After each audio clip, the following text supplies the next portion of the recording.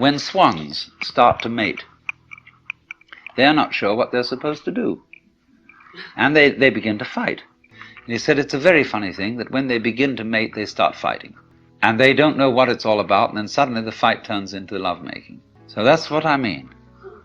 Underneath opposition, there is love. Underneath duality, there's unity. That Tweedledum and Tweedledee agreed to have a battle. So, if you see that, if you get that principle, you can feel yourself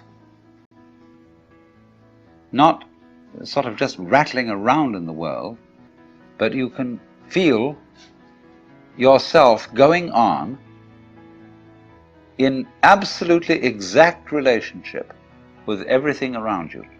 And this is very beautiful. It isn't just that you are here looking at what's out there, like you might be photographing it with your eyes. It's that if that there wasn't there, you wouldn't be here. The outside thing that you see and the inside thing that you are poles of the same magnet,